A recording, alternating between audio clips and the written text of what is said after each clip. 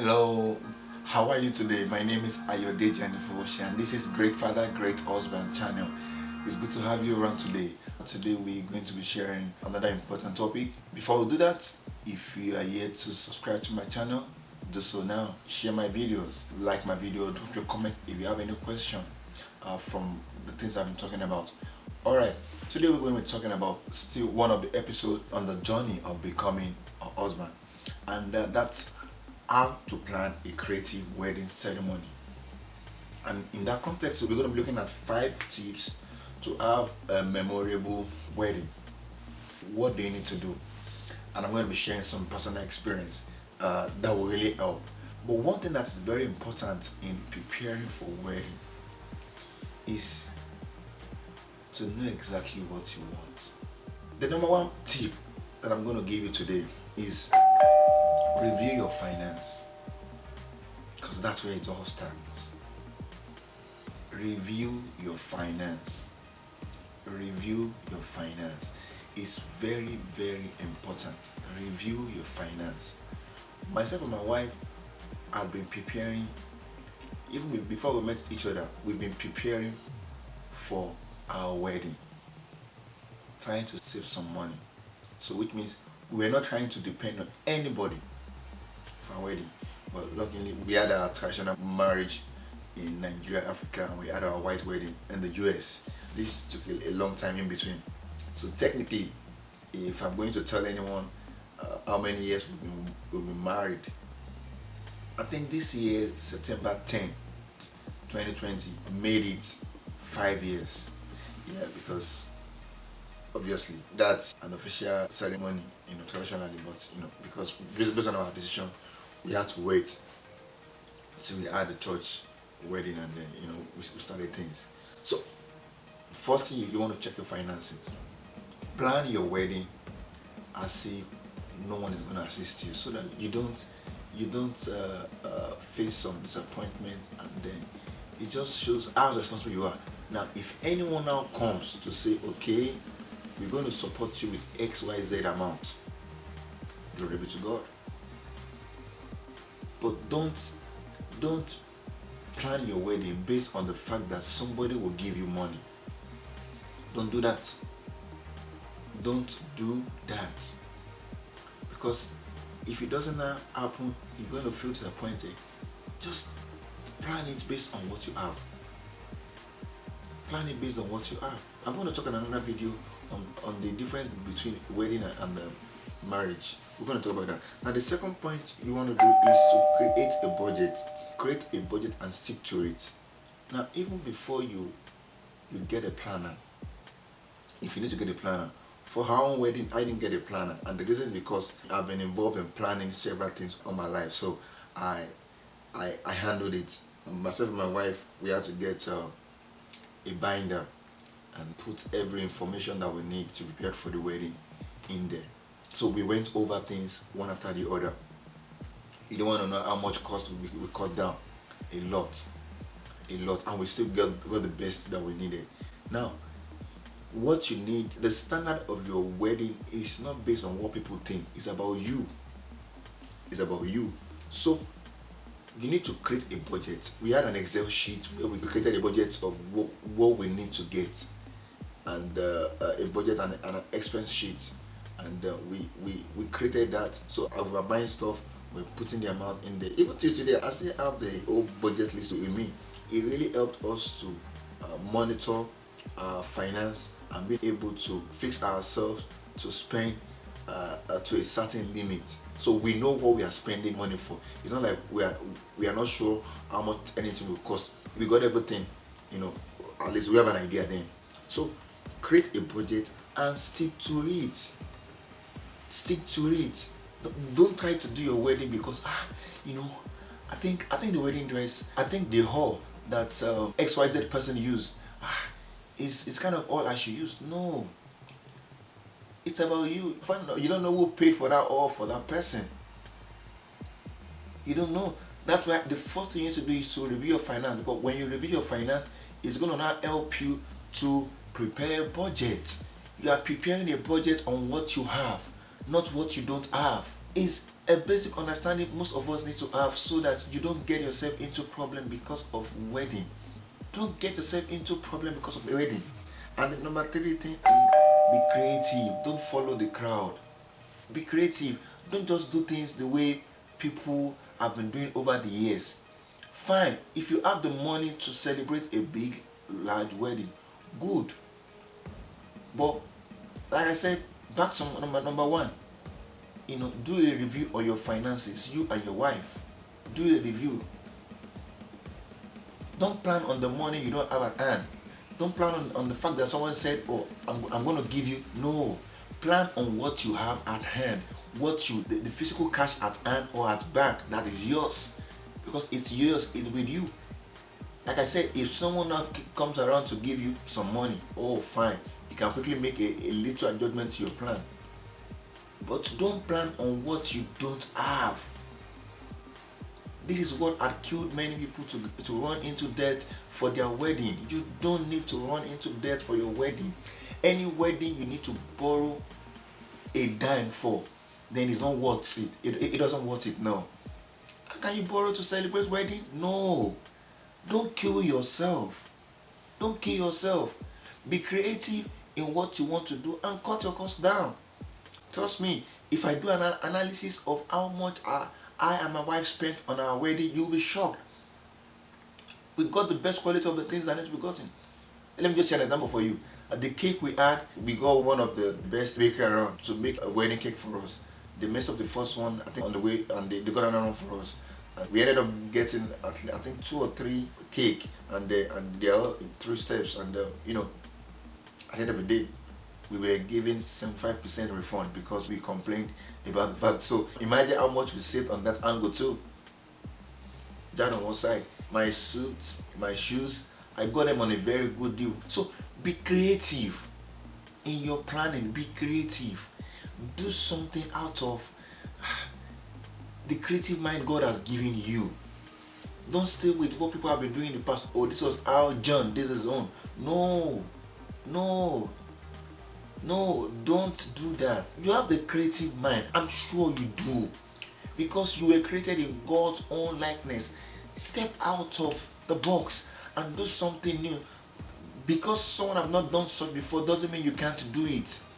Pray about it. Allow God to lead you. So be creative. Don't follow the crowd. I'm repeating that word because everyone likes, I went online, I saw this is what this person did. Yeah, very good. But you can do something creative that fits your budget, that fits what you need, that fits into the personality of you and your wife, and stay with it. Number 4, get the best. Get the best you need at the lowest costs. You can get the best. I remember the flowers we used for the decoration. It was live flowers. It was live, yeah. And the bouquet that we used, and the roses that we used for all the men on the suit. All that flower. Initially, we spoke to a company and they gave us a bill of 2,500. Obviously, because I'm a businessman and I've been in business for several years, so myself and my wife decided to go into downtown LA, and we ended up scouting around. Finally, we found someone who could give us the same quality we want at cheapest price. How much did I pay? We paid $800. So imagine, from $2,500 to $800 without reducing the quality. In fact, we got more than what we paid for, because if it was the 2005, there were some things that we won't get. But with $800 directly, we got some things, and it was so good. Now, I'm not saying you should just get it. No, like I said, get the best quality at the lowest cost possible. We didn't just arrive at that $800. We searched around before we found that. So if after searching around, we still found out, okay, the best that we can still get is that 2005, we'll end up going with it. But at least check around, ask for discounts when you're paying for a wedding. And finally, get a to-do list. You don't want to miss anything important out in planning for your wedding. Get a to-do list. One of the things we did for our wedding was we had a very good friend of our family even till date. She was the one that literally helped us to handle the vendors on the day of the ceremony at the reception. So that made it easy for us. She was able to help us do that very well. Manage the vendors, make sure that the reception is ready before we came in and from the church. So but what I'm trying to say in essence is that get a to-do list. If you are not an experienced person, get a planner, pay them. If you need a planner, pay them. Don't try to plan the wedding yourself if you don't have the experience, because you're going to mess things up. Get a planner and pay the planner. Pay the planner. If and that's why when you're creating your budget, put this into your budget also. Pay the planner. Even if the planner is your family friend, pay the planner. Don't do more than yourself. That's why we started from your finance. Review your finances. That way you can create a memorable event for yourself, and not create an event where you're going to be thinking after the wedding, oh, how much are we owing? After we finished our wedding, myself and my wife sat down. I think that was a Monday or Tuesday. We sat down. No, on the Monday, we sat down, brought out our binder, checked all the vendors, noted all the people that we needed to pay their balance. Quickly, I got a check, started writing for all those funds. We went out to the bank that same day. I paid in everything. We didn't owe anyone. We settled everything. We were not owing anyone. We were not owing anyone. I'm talking about the Monday morning. We just quickly, sat around and we were trying to check our list to see who we still had to pay. And we just got the list out and we paid them. We didn't owe anyone. Don't plan your wedding and after your wedding you have people you are owing. Stay with your budget. Stay with what you have. Like I said, if people come to you to give you money or assist you towards your wedding, fine, but don't make that your focus. Let your focus be on what you have. Stay with your budget. I'm sorry, I have issue with people coming to meet me when they are planning for their wedding for help. No, it's wrong. Use what you have. You don't need to do something elaborate. Use what you have. Stay with it. I'm going to spend more time on this because many people keep making that mistake and they keep getting into troubles. If all you can afford is for you to take your wife to the court, see, you owe nobody any explanation for doing your wedding the way you want it done. You owe nobody. Guess what? Most of the people that you invite to your wedding that come to eat with you, some of them you might not even, in fact, more than 50% of them, you might not even hear from them in 10 years after your wedding. Yes, I bet with you. You might not even see them. They just came to celebrate with you and then you call them. Yes, you call them. You call them. So don't kill yourself because you want to plan a wedding that is creative. Don't kill yourself. Stay with your finance. Stay with your finance. And mind you, in that your finance, be careful because the wedding is just one day. The marriage you're going to is forever. So, which one do you want to put money on?